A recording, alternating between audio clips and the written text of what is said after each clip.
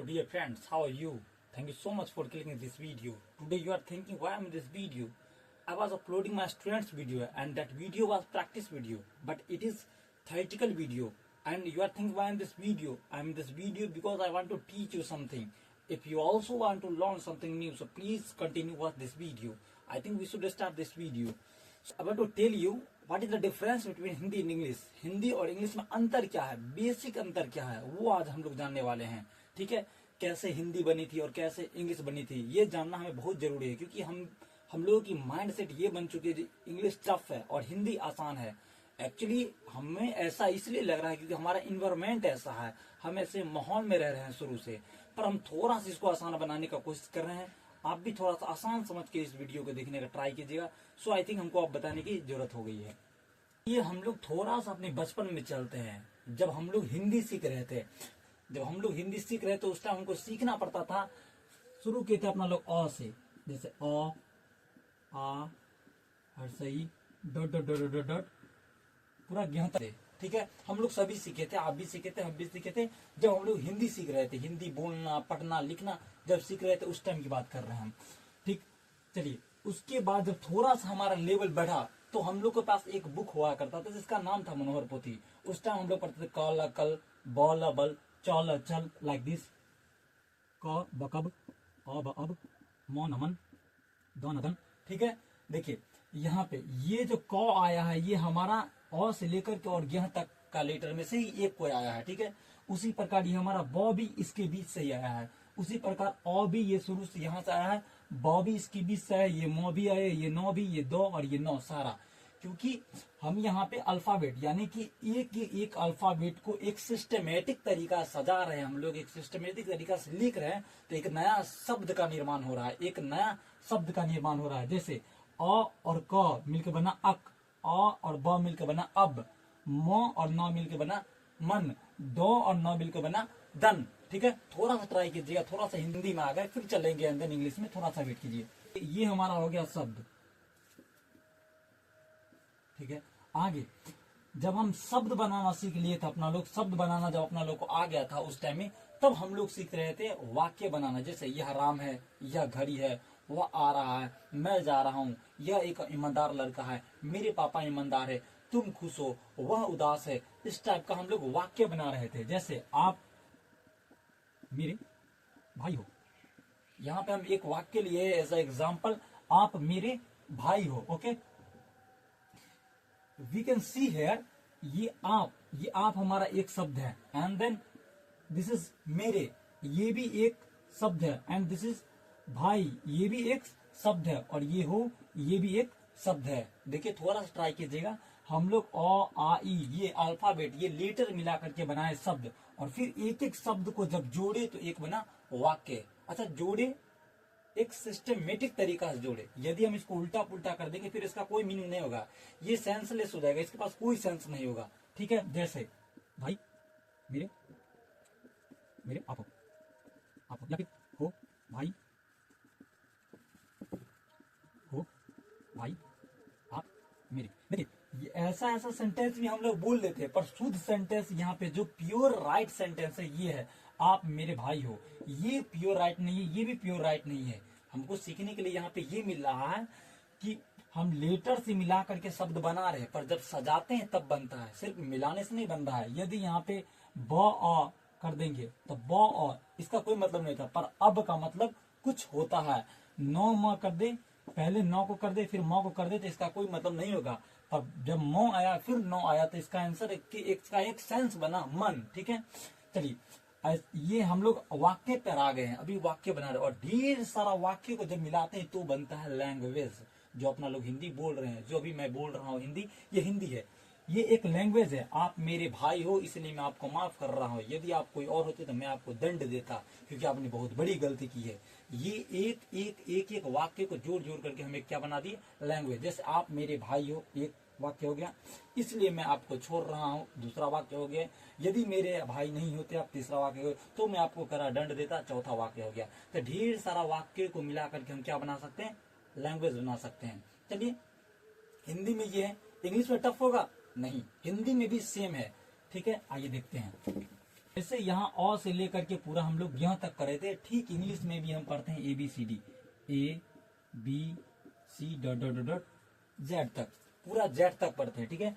यही जैसे यहाँ पे शब्द इधर से लेटर ले लेकर के हम लोग क्या बनाए, शब्द बनाए, ठीक उसी प्रकार हम अल्फाबेट यहाँ ए से लेकर के जेड तक, इसमें से अल्फाबेट लेकर के we can make a word, हम लोग एक वर्ड बना सकते हैं।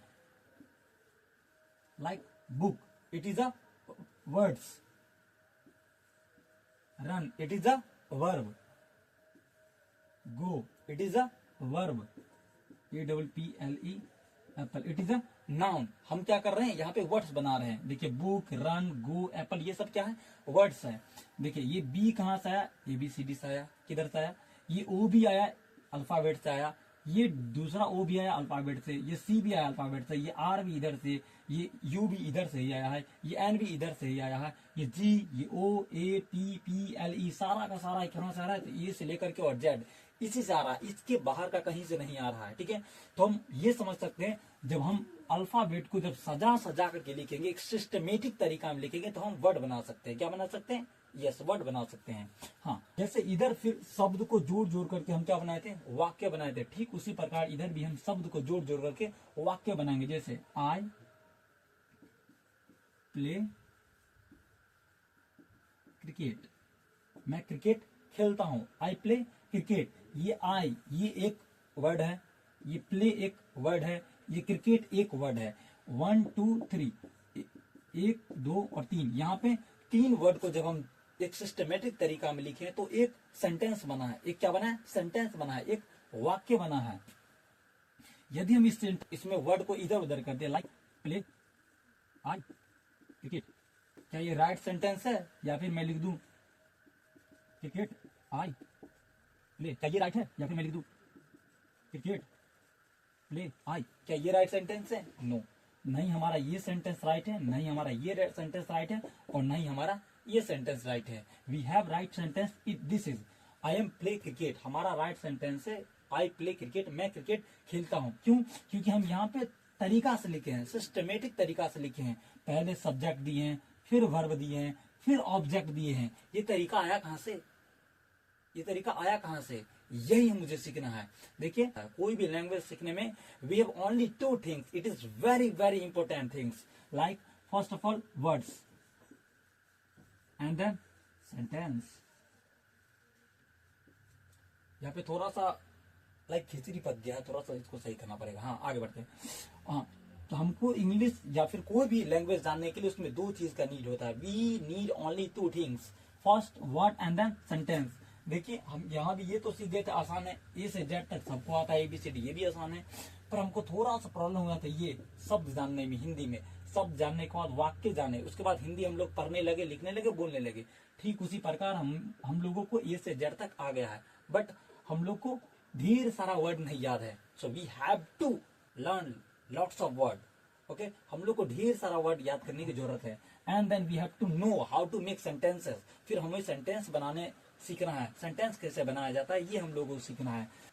इन making sentence where should be use subject, where should be use verb and where should be use object, we must know it. हम लोगों को अवश्य ये सब सीखने का जरूरत है। कहाँ ऑब्जेक्ट लगाया जाए, कहाँ वर्ब लगाया जाए, हेल्पिंग वर्ब क्या होता है, सब्जेक्ट क्या होता है, ऑब्जेक्ट क्या होता है, ये सारे जानने की हम लोग को जरूरत है। जब तक हम ये नहीं जानेंगे we can not make any sentence, हम लोग सेंटेंस नहीं बना सकते कोई भी। और जब तक सेंटेंस नहीं बनाएंगे लैंग्वेज नहीं बन सकता है।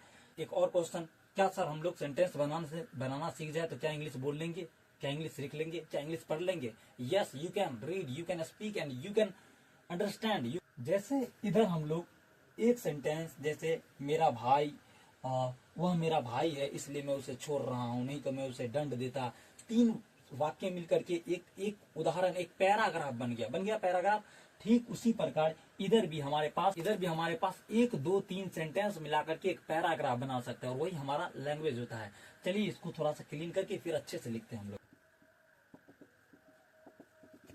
जेड तक ये हो गया हमारा लेटर, ठीक है। ये लेटर से बनके मिलकर के बना था हमारा words, like book, cat, dog, ये हो गया हमारा words, okay.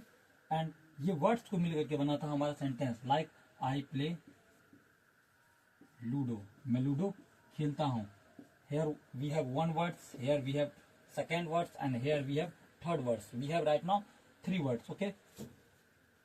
And this is our sentence, okay?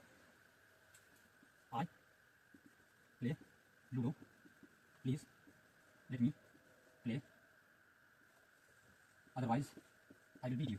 I will beat you. Okay? देख सकते हैं आप लोग, here we have one sentence. पहला सेंटेंस हमारा ये हो गया, and second sentence late me play ludo. Otherwise ये हमारा एडजेक्टिव हो गया. आज क्लास में हम लोग पढ़ेंगे क्या होता है adjective. I will beat you. 1 sentence, 2 sentence और 3 सेंटेंस. यहाँ हम लोग 3 सेंटेंस मिलाए हैं तो जाकर के एक लैंग्वेज बना है. ठीक है, एक लग रहा है ये एक भाषा है, कोई इंग्लिश बोल रहा है.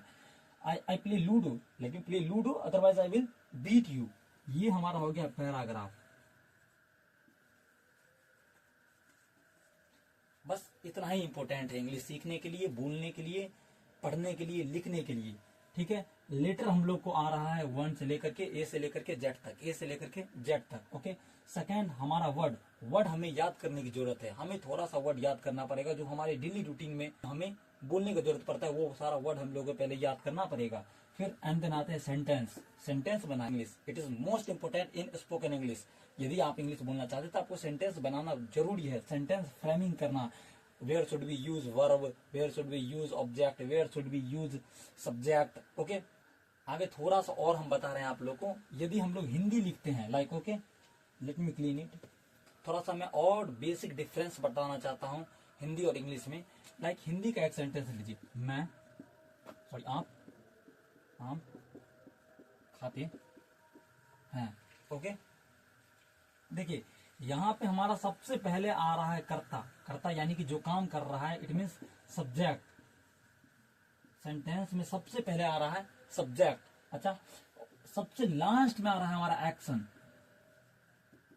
एक्शन जो क्रिया, जो काम हम कर रहे हैं वो सबसे लास्ट में आ रहा है. और हमारा बीच में आ रहा है हमारा ऑब्जेक्ट. ओके, ऑब्जेक्ट आ रहा है बीच में. बट इन इंग्लिश हमारे पास ऐसा देखने के लिए नहीं मिलता है. इंग्लिश मुझे सबसे पहले जरूरत होता है सब्जेक्ट का. आप है तो यहाँ पे यू लिखे तो बेटर रहेगा. यू. Okay, eat mango. हमारे इंग्लिश में we need first of all subject. हमें सब्जेक्ट की जरूरत होती है. उसके बाद हमें होता है वर्ब का जरूरत है. एंड देन होता है ऑब्जेक्ट का जरूरत. एक्शन बीच में आता है. हमारा एक्शन बीच में, ऑब्जेक्ट बाद में और सब्जेक्ट पहले. बट इन हिंदी पहले सब्जेक्ट, फिर ऑब्जेक्ट, फिर एक्शन. देखिए गौर से, पहले सब्जेक्ट, फिर ऑब्जेक्ट, फिर एक्शन आता है, फिर क्रिया आता है, काम आता है. बट इन इंग्लिश हमें first of all we need subject and then verb and then object. हमारा एक्शन जो होता है, क्रिया होता है, ये बीच में आता है और हिंदी में लास्ट में आता है. थोड़ा सा अंतर ये भी था और पीछे जो बताया वो भी थोड़ा सा अंतर था. So thank you for watching this video.